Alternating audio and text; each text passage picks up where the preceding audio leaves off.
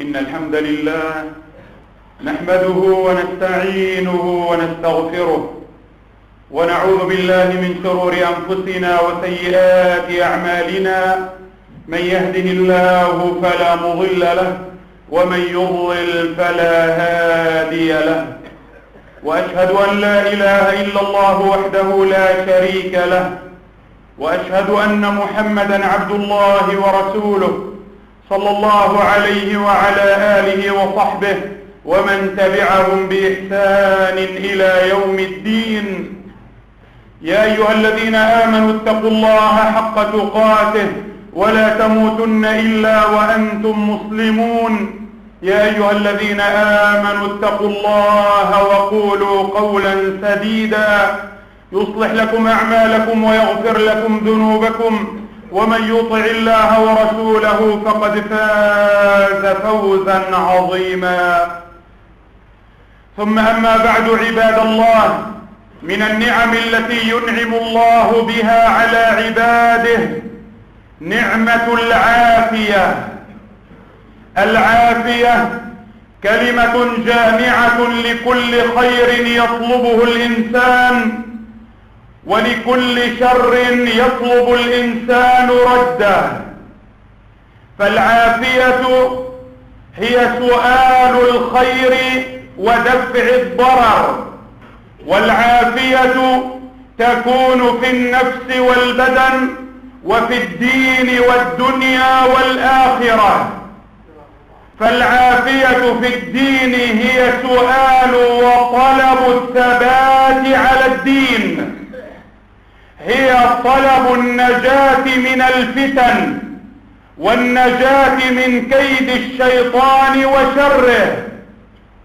والعافية في الدنيا هي طلب النجاة من الشر والويل والمصائب والنكبات والآلام التي تصيب الإنسان.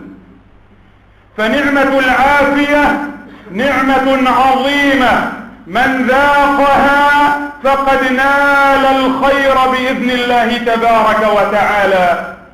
لذلك كان النبي صلى الله عليه وسلم يوجه هذه الأمة ويعلمها أن تكثر من الدعاء والطلب لهذه العافية. يوجه الأمة لأن تسأل الله العافية في الأمور كلها. لهذا قال النبي صلى الله عليه وسلم: سلوا الله العافية، فإن أحدا لم يعط بعد اليقين خيرا من العافية. وقال صلى الله عليه وسلم: أيها الناس، لا تتمنوا لقاء العدو واسألوا الله العافية، فإذا لقيتموهم فاصبروا واعلموا أن الجنة تحت ظلال السيوف. وجاء رجل إلى النبي صلى الله عليه وسلم فقال: يا رسول الله، كيف أقول حين أسأل ربي؟ فقال صلى الله عليه وسلم: قل اللهم اغفر لي وارحمني وعافني وارزقني، فإن هؤلاء تجمع لك دنياك وآخرتك. اللهم اغفر لي وارحمني وعافني وارزقني هي جماع أمور الدنيا والآخرة.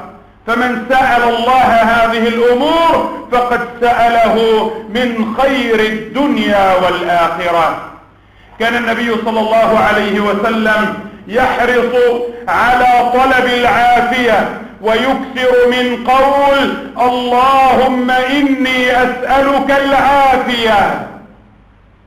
فإذا كان رسول الله صلى الله عليه وسلم مع مكانته ومع منزلته يسأل الله العافية، ففي هذا توجيه للأمة وتعليم لنا حتى نقتفي آثار النبي صلى الله عليه وسلم ونسأل الله العافية.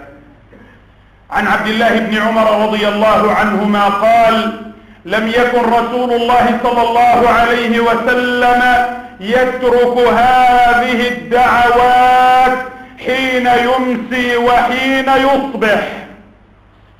يقول: اللهم إني أسألك العافية في الدنيا والآخرة، وأسألك العفو والعافية في ديني ودنياي وأهلي ومالي. يسأل العافية كل يوم عند الصباح وعند المساء. وعن الحسن بن علي رضي الله عنهما قال: علمني جدي رسول الله صلى الله عليه وسلم كلمات أقولهن في قنوت الوتر: اللهم اهدني فيمن هديت، وعافني فيمن عافيت، وتولني فيمن توليت، وبارك لي فيما أعطيت، إلى آخر دعاء القنوت في الوتر. في مقابل هذا كان النبي صلى الله عليه وسلم يستعيذ بالله من زوال هذه العافية، لأن العافية إذا زالت حل محلها البلاء والمصائب، فإذا رفعت العافية نزلت البلايا والمصائب. لهذا كان النبي صلى الله عليه وسلم يقول: اللهم إني أعوذ بك من زوال نعمتك وتحول عافيتك وفجاءة نقمتك وجميع سخطك. ويقول صلى الله عليه وسلم: اللهم إني أعوذ برضاك من سخطك وبمعافاتك من عقوبتك، وأعوذ بك منك، لا أحصي ثناء عليك أنت كما أثنيت على نفسك. فإذا كان النبي صلى الله عليه وسلم يستعيذ بالله من زوال هذه العافية وتحول هذه العافية، فحري بنا بل أولى بنا أن نستعيذ بالله من هذه المسألة. العافية نعمة عظيمة لا يعرفها إلا من ذاقها، ومن نال العافية فقد نال الخير العظيم. لهذا قال النبي صلى الله عليه وسلم: من أصبح منكم آمنا في سربه معافا في بدنه عنده قوت يومه فكأنما حاز الدنيا بحذافيرها. إذا شعر الإنسان بالأمن، وإذا ذاق طعم العافية، واكتفى بالرزق واقتنع بالرزق الذي رزقه الله إياه، فهذا إنسان قد حاز الدنيا بأكملها. لذلك وجهنا النبي صلى الله عليه وسلم إلى بعض المواطن والمواضع التي ينبغي علينا أن نسأل الله فيها العافية. من ذلك إذا رأى الإنسان مبتلا بنوع من أنواع الابتلاء، إذا رأيت مريضا أو رأيت إنسانا مبتلى، فينبغي عليك أولا أن تحمد الله على ما عافاك من ذلك البلاء، وأن تسأل الله العافية. فقد قال النبي صلى الله عليه وسلم: من قال إذا رأى مبتلا: الحمد لله الذي عافاني مما ابتلاك به وفضلني على كثير ممن خلق تفضيلا، لم يصبه ذلك البلاء. فإذا رأيت إنسانا مبتلا بأي نوع من أنواع الابتلاء فلا يحق لك أن تسخر منه، ولا أن تستهزئ به، أو أن تعيره أو أن تعيبه في ذلك البلاء، بل عليك أن تحمد الله على ما أولاك به من نعمة العافية، فعند ذاك يعافيك الله من ذلك البلاء. ومن المواطن التي ينبغي سؤال الله فيها العافية: كلما أصبح الإنسان واستيقظ من نومه، فقد قال النبي صلى الله عليه وسلم: إذا استيقظ أحدكم فليقل الحمد لله الذي رد علي روحي وعافاني في بدني وأذن لي بذكره.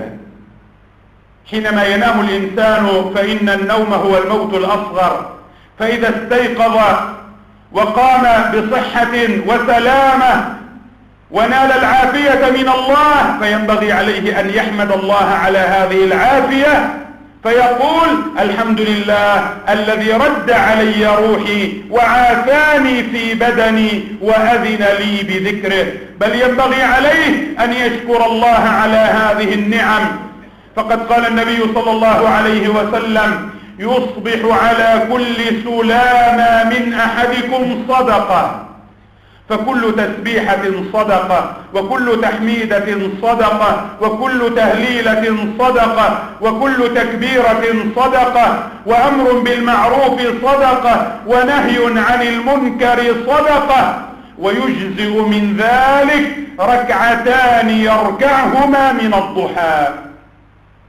يصبح على كل سلامة أي على كل مفصل، وفي الإنسان 360 مفصلا، فينبغي عليه أن يؤدي شكر نعمة الله على هذه العافية في هذه المفاصل وفي أعضاء وأجزاء البدن، وذلك من خلال ذكر الله وفعل الخير والتطوع بصلاة النافلة، ومن ذلك صلاة الضحى.